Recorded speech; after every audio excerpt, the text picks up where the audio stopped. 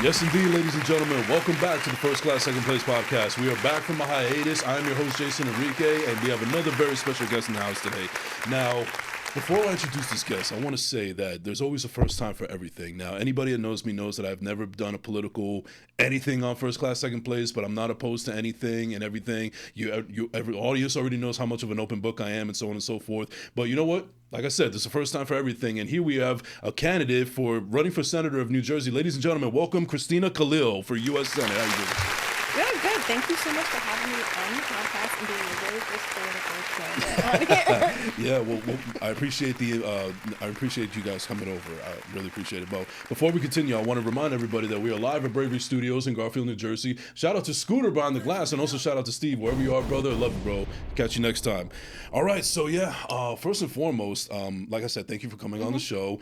Big shout out to Kyrie Williams, who was the one who was able to make this happen, this connection, and I'm looking forward to the conversation. So, me too. Thank you so much, Kyrie. Yeah, and this is actually new territory for me because, like I said, I'm not a political animal. I've never done anything like this, but yeah, let's just get into it. So, let me start off the show with how we do it with all of our guests. So, please tell me, Christina, the beginning of your Jersey story. Like, where were you born and raised? Okay, so I was born in PA, but I moved to New Jersey, I think, within like the first or second year of my life. So I was raised in Jersey. But you have Jersey roots. Yeah, Jersey is my life. Okay. And then growing up, I was actually in and out of foster care.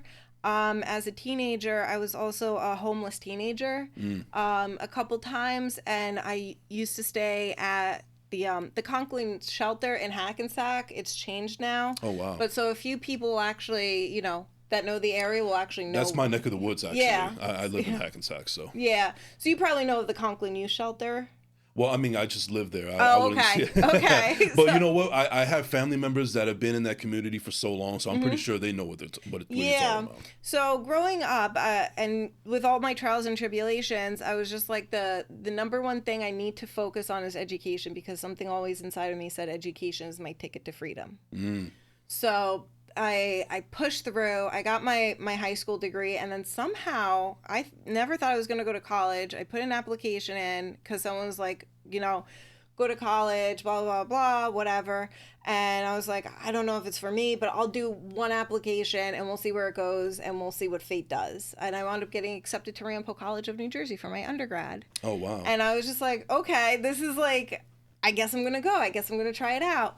And it was such a great experience that just before I continue, I want to say on my platform, one of the things I'm fighting for is universal education. We need to invest in the people in this country because you guys are the future of this country. Right. The kids are the future of this country. The young adults are the future of this country. And even if you want to go back to school for a new degree or new field, you are the future of this country. So we need to invest in the people that run this country, because it's not the politicians, it is the citizens of this country. Wow. Round of applause real quick, Scooter. Really appreciate that. All right. So I want to go back to your earlier beginnings, like when you grew up in the foster care. Now, one of my previous guests, Ramon Pasante, shout out to Ramon Pasante. He's a fantastic director, writer, the whole nine. He's in that world. And he actually came up in the foster care system as well. And what's interesting about him, because I know nothing about that life, but I have noticed that there's been several people, there's been a lot of anecdotes of people that come from that system and they've been able to make something of themselves, but they also don't forget where they come from, and they use that as motivation or, to really remember where they came from, and also try to elevate their lives. So, obviously we know about the dark side of the foster care system, but I'm a person that thinks that everything's balanced. So what would you say are some positive outlooks being raised in the foster care system that actually made you into the woman that you are today? It's the family I developed. And the best way to explain it, if you're in foster care or you're a homeless teenager at any point, it's like we share this bond. I don't really know how to explain it. It's like we just understand that we're there for each other no matter what. It was because a lot of people have like these horror stories where or you watch TV and you're like, oh, the kids are always fighting and all this stuff. And then, yeah, sometimes there's like arguments and very small fights, but it's really nothing big. But everyone's usually like siblings and everyone's there to support each other because you're dealing with a lot of emotional pain at the same time because you don't have what the other kids have and you still have to, you're forced to grow up fast. But also with the positives, it's really not talked about so much. There are so many foster youths that go missing. And the police say that they're runaways when they're kidnapped. And that's a big, big issue and a red flag. We also are not considered human beings or valued, and there's no people rather cut the resources for us. They rather not spend the money on an investigation because we don't hold value in society. And that's just also just the reality of it because when something does go wrong, we can't go to the police. We have to go to each other. We can't go, there's no adult to really care for us. And then you also have to think about, what if this is the best home I'm going to get? And then what if I say something and then I move to another home? So there's a lot of things that we have to take into consideration before we disclose anything or before we take on any tasks. I see. Yeah. So what's like I mentioned before, I'm not a political animal. I know nothing of this world. Maybe there was once upon a time where I thought that I knew everything and everything, that little, cocky shit that I was back then. And I'll be honest with you here and also with the audience, but there was a point in my life where I was just a huge, staunch Democrat, but I didn't even know why I was. Yeah. And I just thought that, everybody in my circle is this, I'm going for this. And, I was looking at everything one-sided. Yeah. But as I got older, I'm not saying that I'm getting away from or leaning towards the other side, but I've noticed that both sides have really there's not a lot of glowing reviews on either side. It's all based on your perspective. And one of the great things about being an American in this country is that you have the right to choose and also freedom of speech and so on and so forth. So as I get older, I notice that there are things that that I'm seeing that I don't like, and it's actually gotten away from me as far as the political side because I just don't feel like I need that kind of heaviness in my life with all the personal stuff that I'm going through personally.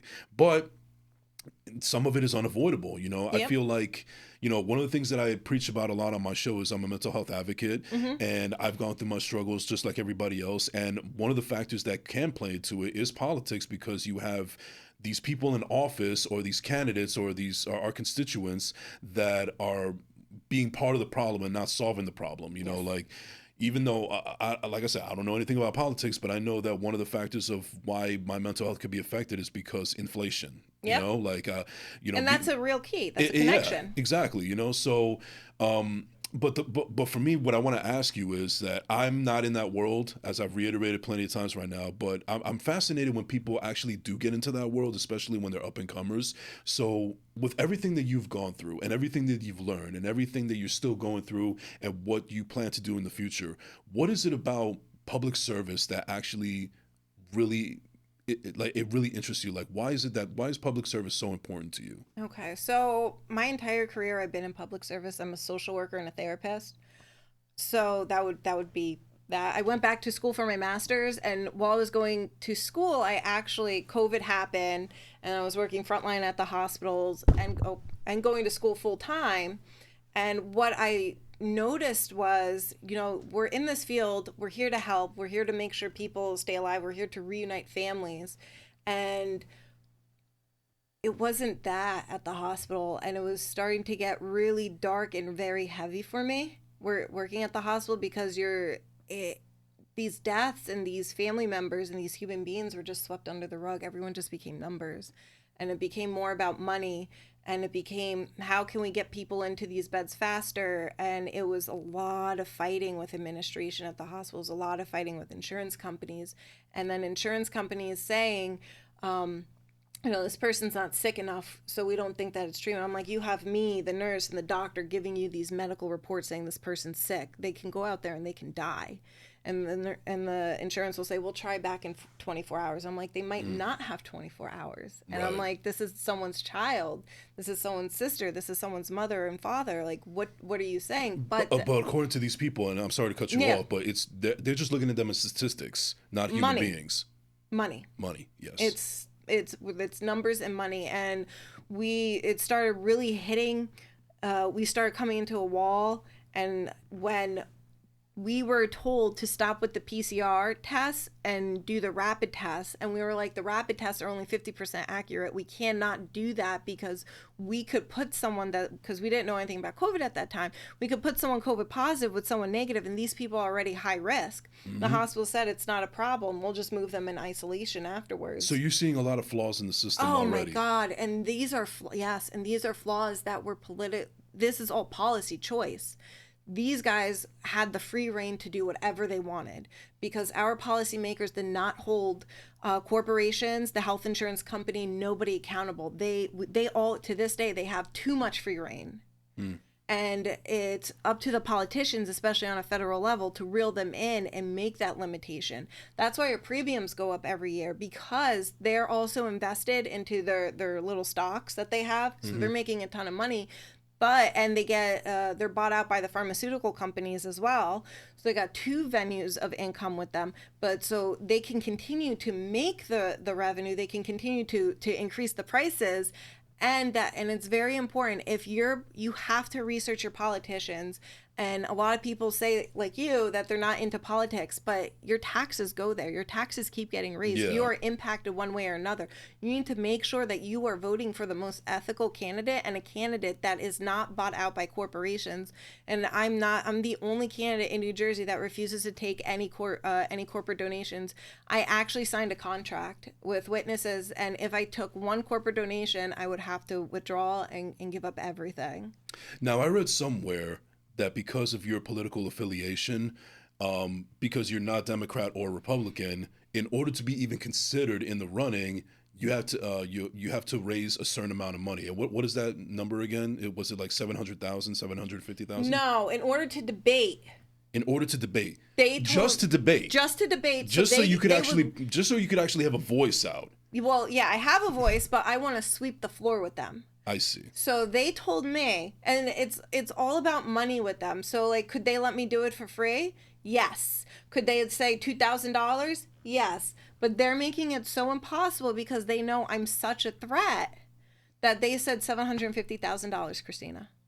But you know what's interesting that you say they look at it as a threat, because one could, on the other side of the spectrum, you could also say that you're actually up against the odds, because the fact of the matter is, two big factors is that you're a female in a male-dominated industry. Yes, politics is very male-dominated. Yep. And you're also a minority. You're Egyptian. Yep. So you have those two things that are working against you, but yet people still look at you as a threat. I wonder why that is. Okay, because the reputation for the people that have worked with me and know me, I don't take no for an answer. When I have a point, it gets through, and I get what I want at the end of the day. I've even challenged judges that wanted to put my clients into jail, and I've put fear in judges where they've dropped warrants, and their only condition was to never see me in the court ever again. And I've challenged officers and said, you need to take those handcuffs off my person right now, off my client right now, and they're coming with me. How can you give me an example of a situation that happened? One good situation was I had an individual, and there's a lot of racism and discrimination within the justice system, but that's a given. Everyone knows this at this point. It's like, other than the play, Mrs. Lincoln, how was it? Yeah. And there's also a lot of money. So when you know all the factors that come into play, you're able to challenge them in a way where you're able to list off all the facts. So with this one judge, I was able to list off all the facts, but I never called him racist. I never said anything, inappropriate to him. A lot of these buzzwords. Yeah. So I listed off all the facts, and I was like, this is a nonviolent offender. This individual was sick, so I did not want them to come in. And there is no criteria to warrant a 90-day jail sentence. So I need you to explain to me why they need to be in jail for 90 days. Now I'm throwing it in their court, and they couldn't, because if they explained it, they had to explain that they didn't like this person. There was a bias. So then the judge was just like, I'm washing my hands. So I never have to call a person out individual, like use the buzzwords. I could just challenge them. This is the situation. Here's the evidence. And now I'm presenting the evidence to you. So I need you to give me something back to tell me that I'm incorrect in any of my statements or whatever I'm presenting to you. Now, before you decided to get into public service, Or could you say that that's just something that you always wanted to do? Or did you have other dreams and aspirations before public service became your life? I actually wanted to be a pilot. A pilot? Wow. Yeah. Okay. But you needed a lot of money. And then I was just like, oh, they say this field picks you. You don't pick this field. Mm. And the more I work in this field, the more I learned that that is a very true statement, because it seems like I have like such a knack at helping people and keeping families together and getting people the help that they need. But now I'm running into a new issue along with a whole bunch of people, because now the insurance companies are so out of control. And New Jersey's actually cut programs out, and they've reduced funding to a lot of programs. So like now I'm running into so many people that are homeless. I have no idea what to do. People that are struggling with addiction, you need to have a lot of money in order to get treatment. Right. The overdoses are much more higher. And the domestic violence and just violence in general, or suicidal ideations, that's on a high, and even suicide is on a high as well. And these are all policy choices. These aren't, and we have crime on a high as too, but these are all policy choices. These aren't things that people are waking up. And again, inflation has a lot to do with it. There was a gentleman, I won't go into detail, but we have our geriatric population, and the elderly people, they broke their backs, blood, sweat, and tears. They kept this country running. And when I say that it's the people that run this country, if 25% of U.S. citizens decided to go on strike, this country would fall and the stock market would crash. If 30% decided to go on strike, the U.S. would be in so much trouble. Corporations would lose just 1 week of striking. And if they push that out, the U.S. would completely collapse financially. Right. So the power is in the people. We just have a duopoly that likes to keep people divided. So when I started this run, I started as a progressive Dem, because I was just like, let me make the changes. Let me present the policies, because I have experience in policy writing, money management on a federal level, millions of dollars, reporting it to the state and stuff like that. So I'm like, I have experience in this. Let me start. So I put together all these policies, I presented it, and they were just like, the Democrats in New Jersey said, we're not going to ever use progressive policies. Mm-hmm. And we're going to support the people we pick. We're not going to support you. And I was just like, oh, shoot. Like, I thought, wow. I'm like, wait a second. You guys said you're progressive. We have like Bernie Sanders. We had all these people. I'm like, this was a lie to me. But see, this is why I go back to why I'm not on political. I'm not on either side per se. Yeah. Because like I said, I was a staunch Democrat at one point without even knowing everything that comes into play. And now I'm starting to see things within both parties, but even even the one that I was really a staunch supporter of things that I don't agree with. Yep. You know, the ideologies are different, but I think I was just really taken in by the pomp and circumstance of what they were about. And also, I guess I was also surrounded by a bunch of people that are Democrats as well, but they didn't do their full homework either. Yep. And I used to be one of them. And then I was just like, I have to make the changes. They're telling me to my face that they're not going to utilize progressive policies, that they pick the people. Just like DNC said in their recent lawsuit, that they don't have to listen to the voters and they don't have to let the voters pick. They pick the president. So they publicly came out because of the lawsuit and said they pick it, who they're going to run. We don't ever pick the person, because nobody wants Biden and nobody wants Trump. And I've spoken to Republicans and Democrats. They want better choices. And this is going to sound a little crass, but it seems like the two choices that we have to run our country, it's almost like choosing either you want gonorrhea or chlamydia. Yeah. Neither one are ideal, but yeah.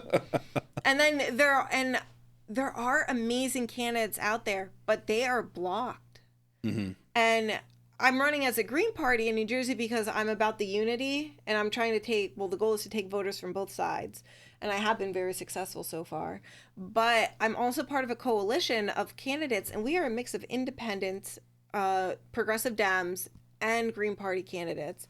And we are all over the entire country. And the goal, it's not about the colors of your party. It's literally about the content of your character and what you want to do for your country and your state. But see, that's why I wish that we lived in a world that had that thought process. But everybody's still stuck in their ways, that they're willing to continue their lives with blinders on, And this is going to be controversial. I mean, I should expect that when we come talking to politics or whatever. But it's one of the worst things that I've ever seen in my entire life on this earth was the insurrection on January 6th. And I don't want to spend too much on that because I'll just go into a diatribe that's just going to get me heated and so on and so forth. But what I will say is that it really bothers me, and I'm surprised it doesn't bother much more people, that there are people that were a part of that political affiliation and they choose to sweep that under the rug. They won't admit it. It's almost like they're trying to cover up the black eye that they're ashamed to talk about, but they have to realize it's a part of history. It's American history, unfortunately. It's one of the worst things that ever happened in this country, no matter how you slice it or dice it.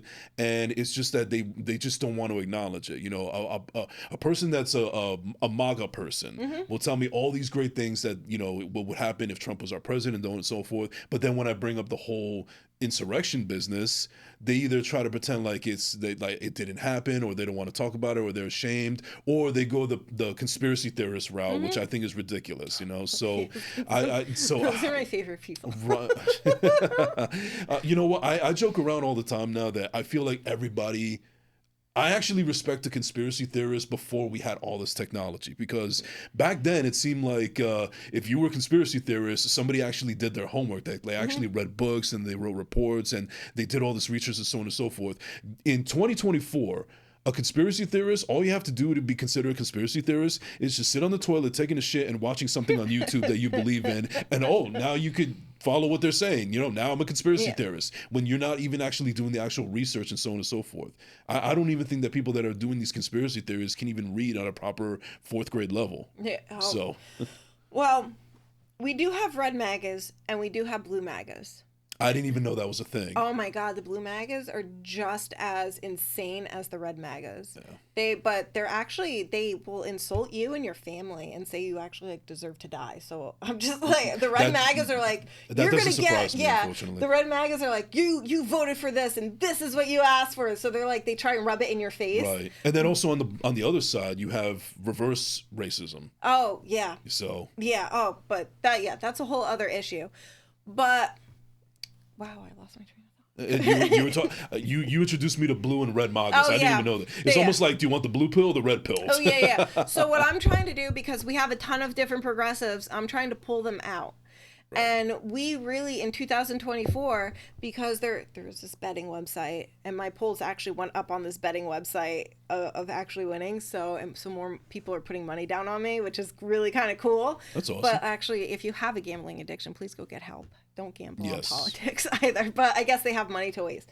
But that's their problem, not mine. Yeah. Where this country is going is, in whether you pick red or blue, it's in a very dangerous direction.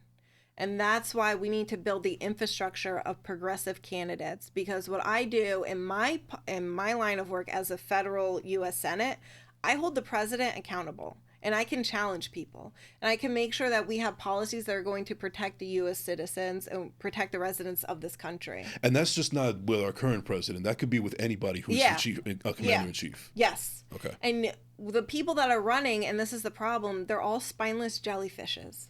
They do not have the courage to stand on their 2 feet and say to the person in charge, you are wrong, and this is now how we're going to do it, and I'm going to challenge you, and I'm going to make sure I hold you accountable. They can't do that. I can, because I'm not bought out by corporations. Mm-hmm. And I am holding people accountable every single day. So it's again, I'm going to go back to, I stress, you need to focus on your foundation, your ground level, but we do also have amazing independent candidates. And I will give a shout out to Jill Stein. Okay. Because I've done my research. Actually, Chase Oliver and Jill Stein are 2 of my favorite presidential candidates so far. Okay.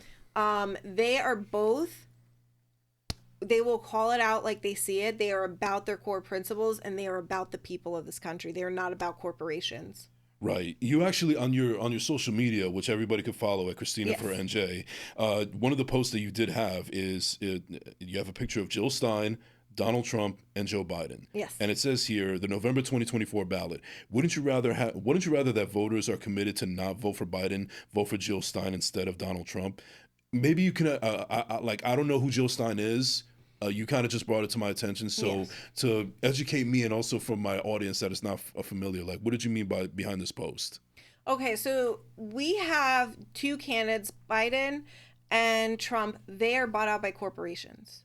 They have to work for the pharmaceutical company, the gun company, the housing company, which is a big one when it comes to the real estate company, not the housing, the real estate company, Yes. because we have an issue right now where people from other countries are coming in and buying up our houses, which is what's driving our prices up. Again, this is international and domestic together, but these are policy choices because they get a cutback when it comes to the real estate policies that they make. We need someone in office that's going to put America first, humanity first, and she does not take any corporate donations. And Chase Oliver, I think he is grassroots. Do not quote me on that. I have to check his receipts. Mm-hmm. But he is so passionate about helping he's all about our private property. Like in New Jersey especially, and many other states,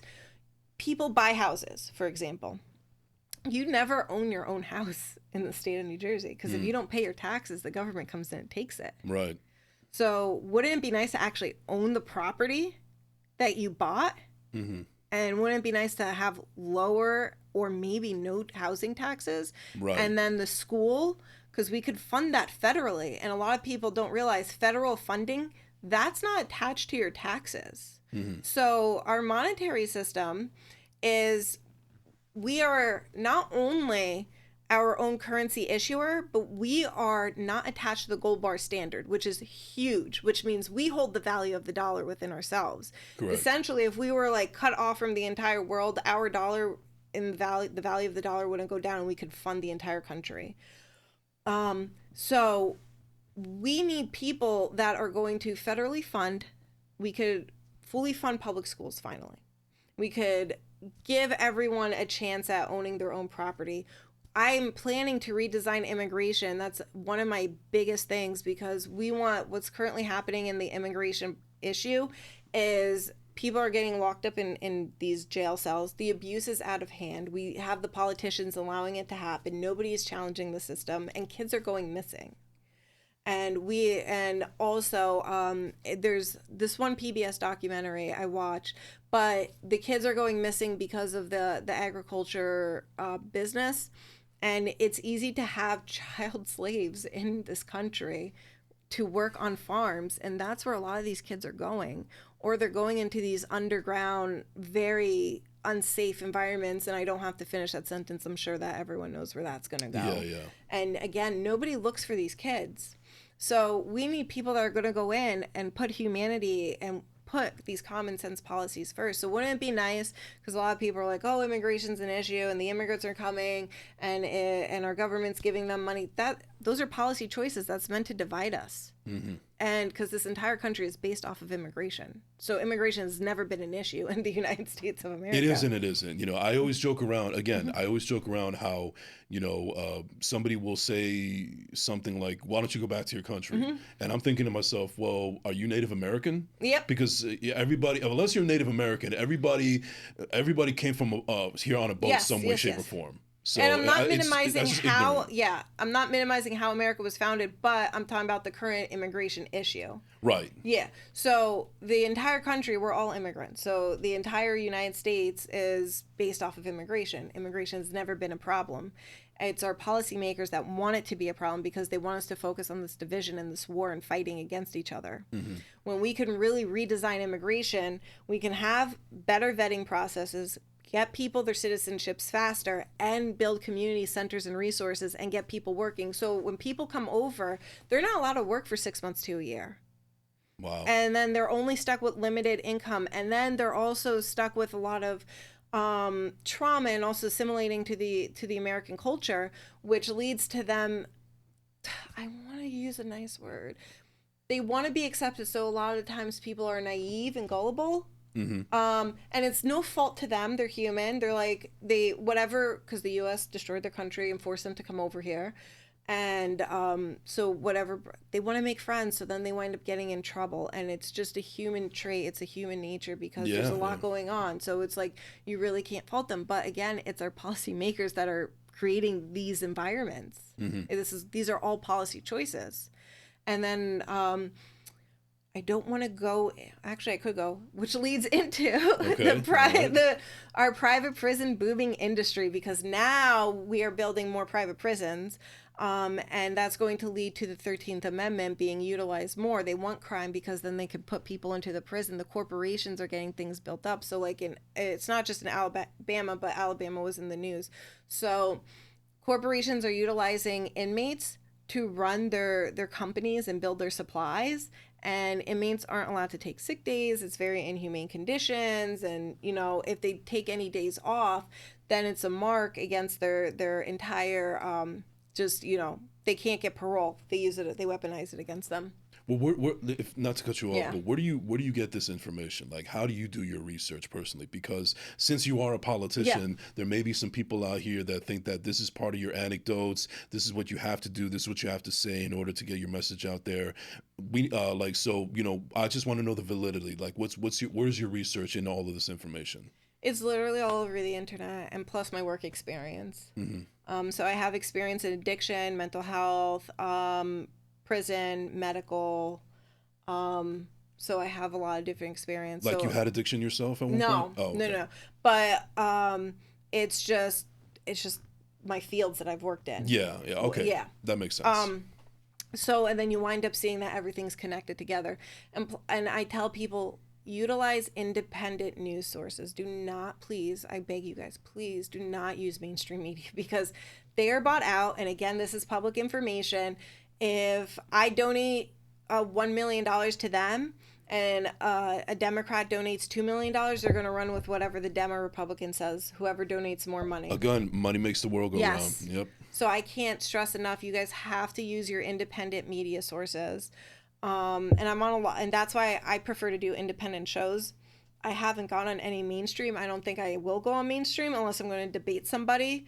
That would be the only thing that would lure me out to. I mean, I know you've been on News 12 New Jersey in the past, so. Oh, you found that? They pulled that from me. I mean, I saw it on your social media. I didn't see the actual video. Okay, they pulled. We were trying to search that online, and I was just like, they made that vanish, because I went from Dem to Green Party, and all of a sudden we can't find that interview. Yeah. Now that's interesting also, because when I was doing my research on you, I knew about independence, and I knew about undeclared and so on and so forth, but I didn't know that there was an actual term for Green Party. Oh yes. Yeah, so maybe you could elaborate a little bit more, educate my ignorant ass on this. So and it's okay, because like, there was a point in time where I didn't know about the Green Party. Got you. So the Green Party is seriously one of the best parties I've joined, and I've researched a whole bunch of different ones. And they are all about the people. They are grassroots. They are against corporations. They are for giving the rights to people. They want us to have more money in our pocket. They don't want the government involved in everything. They want us to have privacy. They really care about our constitutional rights and our amendments. So they really are about uplifting people. So here I am. I work a full-time and a part-time, and I'm running. And they interviewed me, and they're like, we'll have you as our Senate candidate because you represent what the Green Party is. Right. And the previous Senate candidate, Madeline Hoffman, who ran under Green Party, she passed the baton. There's no egos in there. It's all about uplifting. And she's like, you know what? You do it because you're hungry. She's like, I want to say Colombia. She's in Colombia. She's helping with their political atmosphere. She's traveling the world. She's helping other cultures and communities right now. And she's like, you run and I'll help you internationally. I'll be your international advisor. So it's all about teamwork in New Jersey. And if people are looking for a new party and you want to get involved and you want to like be heard as a voter, Green Party is the party. It's all about unity. It's just such a wonderful party because like I'm in like different group chats. I'm working with national on something. I'm working with the state over here. And if it's like I can't come to something, someone else is like, okay, I'll do it for you. Like I don't even have to ask. Like that's really nice. But does that also mean that you're only willing to work exclusively with people in the Green Party, or can you see yourself working with both Democrats and Republicans if not? So again, that goes to my coalition. that I'm part of. We are part of Progressive Dems, Independents. We haven't met a Republican yet, but the door is very open to progressive Republicans, because I've met progressive Republican voters, and they're just like, I refuse to vote Dem, even though I'm progressive, because the Dems lie so much. I'm like, I don't blame you, but we're all about unity. It's all about the candidate. It's not about the color of the party. Right. Now that's the way I look at it. Now, before we continue, I want to give a big shout out to Ose the artist. I have a little bit of a piece right here. This is a Jersey-based artist, home studio in Garfield, New Jersey. He is open to all commissions and serious inquiries only. You could find him at Ose_the_artist. That is OSSAY_the artist. Check out all of his work. It is fantastic. I really highly recommend. So big shout out to Ose here at Bravery Studios. So I really do like that painting. It is really cool. It's yeah, really impressive. But this is just one of them. You know, if you go on his social media, he's been able to do so many others. He's so talented. I'm really proud to call him a colleague and a friend.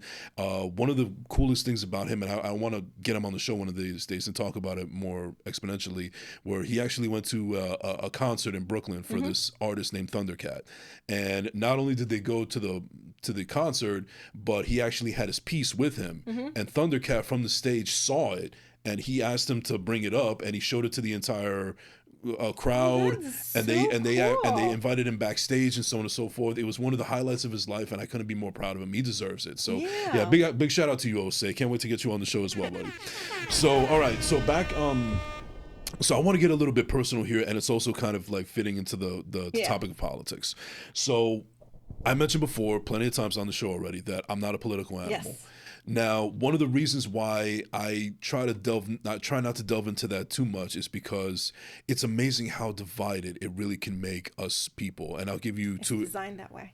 I believe you, and I'll give you two examples. So I mentioned to you earlier before we started the show that one of my radio heroes, who I will not name on the show right now to protect him, he's a fantastic guy. I've had him on my show before. I've spoken to him privately on many occasions, and it's always been great. But one of the things that I know that we cannot agree on, and the subject never comes up because I know it'll get really heated, and I don't want anything to change the dynamic between us, is that he is so on the far right. Like he's just sees red. Everything is far right. He just like everything, like your stereotypical MAGA person. Yes. But I that alone doesn't make me think that he's a piece of shit. I think he's still a fantastic human being. We just have our differences, and he has the right to think that way, and I have the right to think that way as well.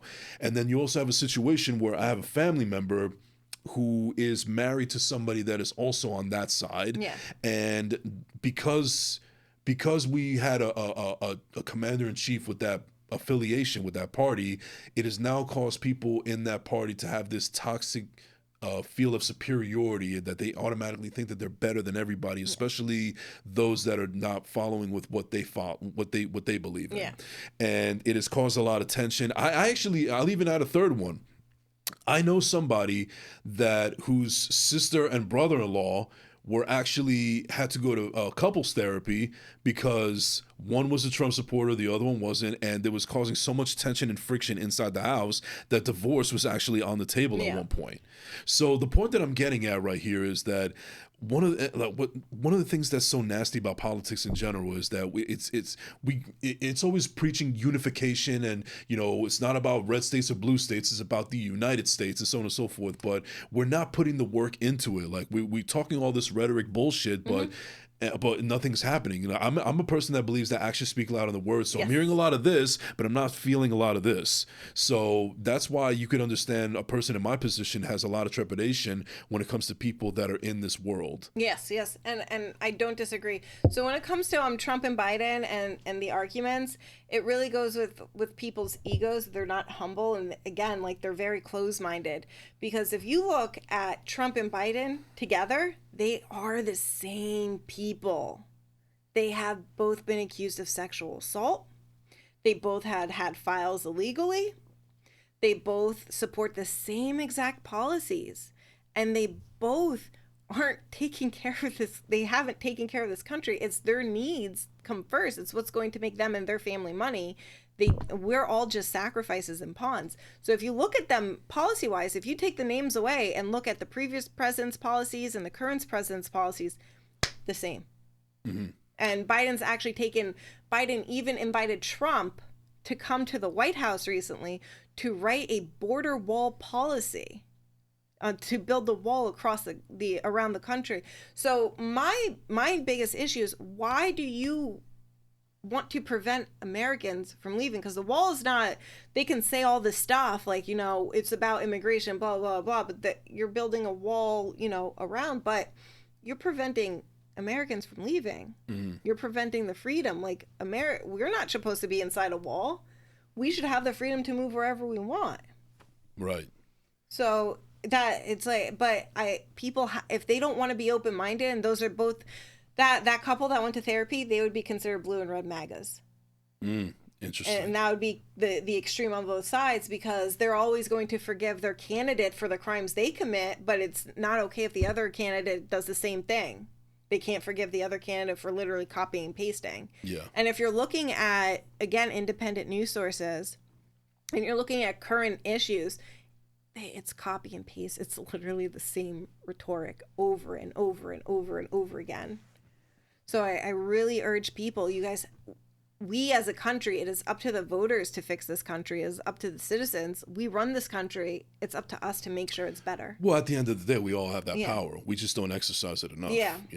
Like, one of the things that, I understand it's a tough choice. Like I mentioned before, it's like, would you rather have chlamydia or gonorrhea? Mm-hmm. Neither one is ideal. But we're now at an impasse where I know somebody that is a registered Democrat, mm-hmm. but they are looking at both sides of the spectrum. But based on what we have now in front of us, they just decided, you know what, I want nothing to do with this, so I'm not even going to exercise my right to vote. And I would challenge that. Find a candidate that you believe in and give them your vote, because that vote will help a third-party candidate. That vote will not help a duopoly candidate. And to even make this funnier, people have been asking a lot of independent and Green Party candidates to switch in the Democratic Party in New Jersey, to switch to their party, to the Dem Party, and then to vote for their candidate for the primaries, and then switch back to the general. Mm-hmm. And for the general election, you could be whatever party and literally vote for whatever party you want. Right. But for the primaries, you have to be either a Democrat or Republican to vote in the primaries. I just happened to get the endorsement early, so I don't have to go against anyone, and no one has to vote for me, which is beautiful. But that vote, focus that energy and that vote into building an environment, and put it into a party that you believe in, that holds your values. Because we have the people out there that want to work, and we have people like me that are hungry and go-getters, and you want the change. I will make that change happen for you. And we can get the changes in the first 2 years, 1 to 2 years when I'm in office. But it's, again, up to the people. What do they want? Right. Do you want lower taxes? Do you want to own more stuff? Do you want more freedom? Do you want to be able to invest in your families? Do you want to invest in your future? Or do you want your taxes to keep raising? Do you want to lose property? Because that's what it is, what it comes down to at the end of the day. It's about your beliefs, and you're voting for what you believe in. Right. Now, one of the things I focus on the show, whether people want to believe it or not, is I want to believe in the power of manifestation. Mm-hmm. So let's manifest this energy out there that you are elected senator of New Jersey, and so on and so forth. The quintessential question that I would ask from there is, okay, you've been elected, you're in office, what is your first order of business? Oh my gosh. It would probably be the healthcare system. And that would include mental health. Well, actually, I want to do an audit from 2020 in New Jersey, from 2020 to currently, and I want to see where every dollar went, and I want to make that entire audit public. Oh, wow. Okay. Yeah, because a lot of money went missing. So that, we could talk about that in another show. Because we're talking about billions, and I can literally draw out a map for you, because the money doesn't add up. And you could also talk about it on your social media platform for Christina Khalil, yes. where you can follow on social media. So that would probably be my first thing, because we have about 68,000 people in this country that die because of lack of health insurance. We also have, I want to say it was between the highest rate of suicide now on a year, between 50 and 60,000 U.S. citizens are committing suicide a year. And so I also have worked with suicidal people. It's emotionally draining and it's challenging.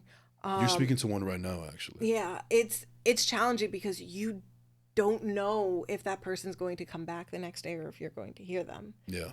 And the amount of hours you spend with a client, because like when a client's suicidal, you can't leave their side. You have to make sure that they get the help. And when I'm going into a hospital and a person's suicidal, I've actually had hospitals turn suicidal patients away. And they're actively suicidal. And yet here we are promoting, all the help that is out there, like the suicide hotline and so on and so forth. But there's only so much that people can do, Well, let's think about it. What happens when you call a hotline? They just talk to you over the phone, and nothing. The hotline's good. Use it. Absolutely, yeah. Use it. I'm not knocking saying that it's fraudulent or anything. Yeah, no. They're there because I've spoken to a lot of them for my clients and stuff, and help connect them. They care. I actually would love to get somebody that works at a suicide hotline and have them on the show to expand on this topic. You can reach out, and I'm sure they have a person that will come on, but it's heavy because the number one thing that when it comes to life insurance, and because again it's tied into inflation, is life insurance has a 2-year mark. You can't commit suicide for 2 years, and you can't miss a payment, and then after 2 years you can kill yourself, and then your family gets the payout. I don't like the way that's worded, but that's basically the gist of it. That's literally what the insurance company, the life insurance companies are. So basically, in layman terms, they don't give a flying fuck as long as the check clears. Yeah, for the first 2 years, and then so now I'm running into people that are just waiting for that timeline to come up, and it's like. And then it's like your family. It's almost like a countdown to your own suicide. Yeah, but they don't want to do it. They feel like it's the only escape to help their family out because everyone's financially struggling. Yeah. And I'll even I'm sorry to cut you off, but this is one of the things that we also like to do here on the show is we like to get personal.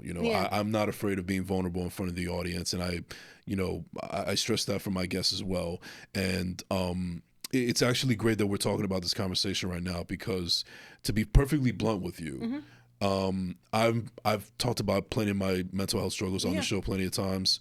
I've mentioned before that I was suicidal at one point, and luckily I didn't go through with it. But I'm so happy that you're still here. Yeah, but I think what also doesn't get talked about is that just because it came up once doesn't mean that it can't happen again. And one of the things that I want to be honest with here, with everybody here, is that I was actually having these tendencies not too long ago recently. And because there was just a lot of the things that's going on in my personal life and then just everything else that's around it. And I'm not saying that I was attempting to do it, but it's not normal for me to have these thoughts in my head to begin with, like it's not normal for a human being to just be walking down the street and just wondering like, I wonder what would happen if I just do this to my wrist, or if I jump off this building, or so on and so forth. I'm not saying that I'm going to do it, but it's not normal to have these thoughts. And I am a huge proponent of therapy and medication and so on and so forth, but I'm not in a position right now where I can afford it. And that's again, they're cutting programs. Yes. Because it used to be service for fee, where people could come in and get the service. And now it's fee for service. The insurance companies have the power to dictate whether a person gets help or not. And that is the biggest struggle, because I have people that need help, and where I work, and I wind up giving away a lot of free time, and because again, I love this, I love my job, but it comes to a point where it's just like, I work a full-time, I work a part-time, I could be at my full-time and a client could be in a crisis. And it's just like, I would love to just focus on my full-time, I mean, my part-time, or like just be able to focus on a client, but it's such a challenge because one client had a crisis. They're paying for commercial insurance. Okay. They needed to get somebody into rehab. They're already paying a ton of money out of pocket. tell me why the insurance company is telling them they have to come up with between, depending on which program, because we were looking at a few different ones, between $3,000 and $8,000 a month. This is a working class family. Right. What's the point of paying insurance if you can't get the, like, you're already throwing the average family, if you own a business and you're paying your insurance, the average family owning a business is between $40,000 and $80,000 a year that they're investing into insurance. That's just premiums without co-payments and stuff like that. Mm-hmm. And this is like a nuclear family. And what do I do when I'm calling places up, and I even have connections in the community? Like, we were able to we used to be able to always find an answer. What do I do now when I can't find an answer? Like, there was this one detective I was working. He called me up. He was 2 hours. He was coming from Camden County. He had a young guy. He just got stitched up at the hospital. He cut his. When I finally saw him, he looked like Frankenstein. This detective was so angry at this system. He didn't realize how bad it was. These hospitals kept turning this young man away who was actively suicidal. That detective, he was like, I'm not leaving him until I get him the help. And it took him almost 24 hours with this kid, this young man. He brings him to me, and I'm looking at him. I'm just like, this is horrifying that, like, you're so young and you felt like this was he was trying to do suicide by cop. And the cops didn't shoot him up. Right. He just started slicing himself, and he was trying to just end it. And he had a knife in his hands going to the cops. They were able to restrain him and get him stitched up. But like, the cop was like, he needs mental health help. I can't send him home. Why are they turning him away? And I'm just like, it's about money at the end of the day. It's not, they can do whatever they want. It's the insurance company dictating. But then I knew the back doors and what I had to do, and I knew who to argue with and stuff like that. I was able to get him into treatment at the hospital. Right. And the cop was so thankful, in the program, and the person that drove him was so thankful, and he was thankful. But it's like, if you don't have someone that understands how the system works and how to connect these things, it becomes a whole entire, you're left to your own device. Right. And then I want to jump back to suicide before we go into the treatment more. Right. And before you do that, I also want to mention that it doesn't matter who you are. I mean, I don't know if you're aware, but there was a Passaic County sheriff that actually took their own life not that long ago. There's a lot that comes with that, and that's where I'm gonna. So the suicide with police. Richard H. Burknecht. Yep. Yeah. So he was also being investigated. So there's a lot that I was learning in the back doors. I wish he got help instead of, and again, a lot of people feel like there's no other choice. Yeah. So this goes into the corruption of the police department. And I would even say, when it comes to police brutality, police officers also face police brutality. It's a real thing. So when I'm doing my run, I went to I can't even remember how many police departments I went to and how many detectives I've spoken to. Well, if you can't remember the number, that means that you're actually out there doing the work. Oh, yeah. It was a lot. Yeah. But the amount of officers I spoke to were like, I love your ideas. I'm like, okay, let me connect to the person. So 12 officers a month in New Jersey on average commit suicide. Mm-hmm. You just heard of one. Yes. On the average, it's 12 a month. And I shared this entire detailed policy plan that says, this is how we're going to stop this. And this is going to trickle into the community, where we're going to have less officers under stress. And this is going to build trust with the community to the officers. They are not interested in that policy. They love it. They're like, we need this, but we can't step away from the people in office because we don't want to piss them off. Mm-hmm. It is so political that they are willing to continue to let officers commit suicide because they are too scared to stand with a candidate that's going to back them and actually help them. Yeah, and some of the cynics would figure, all right, well, we need more officers anyway, so. And that's not the answer, because we see the issues. You need actually officers working with community members, and the officers first, you need an elected official to take complete full responsibility for everything that has happened. Right. All right, because the entire police department, I've worked with officers that are actively using on the job, that work 48 hours straight, that struggle with severe depression and mental health issues. And those are the people behind the guns that are going into the community. These, again, are all policy choices. This is all trickled down. So you need somebody in office that's going to say, I'm going to take accountability of the issues that are going on, and I'm going to be proactive, not reactive. We're going to end the community police brutality, and we're also going to end the police brutality within the police systems. And we need someone that's going to implement the plans. Every officer loves the plan. They're like, this works. But when I go talk to their sergeant or their chief, they're just like, I'm not going to step away from my candidate. Right. Let it stay. It's not broken. So I'm like, it is broken. Like, you can't bring, once a person's dead, you can't bring them back. It's exactly. done. Yeah. Like, it's common sense. That's a permanent decision. What do you mean? And they're just like, no, it's just not, we're not interested in actually like moving forward with it. And the officers, when I speak, they're like, I want you to win because we need the help. But I can't like, it's like they'll vote for me privately, but they're the person in charge, and I can't get into a PBA meeting to share this. I've offered with multiple PBAs to say like, hey, let me give you this rundown. Let me explain everything to you. Let's unite. Let's build this up. But it's all about money at the end of the day. And they don't care about these officers. Right. So I would like you to do me a favor. Yeah. We got some time left. I want to get to something positive, to cap off the show. But if you could just do me a favor, look into that camera, this camera over here, and get on your soapbox, campaign, do what you got to do for your constituents. So, guys, I'm currently looking for volunteers. If you are good with media, if you are good with collecting signatures for petitions, please reach out at KhalilForSenate.com, KhalilForSenate.com. I am grassroots, and I'm the only grassroots and the only ethical candidate running for New Jersey. And every dollar counts. We do not take corporate donations. And if you can't donate money, you can donate time. If you have a space, you could donate your space. You can host me.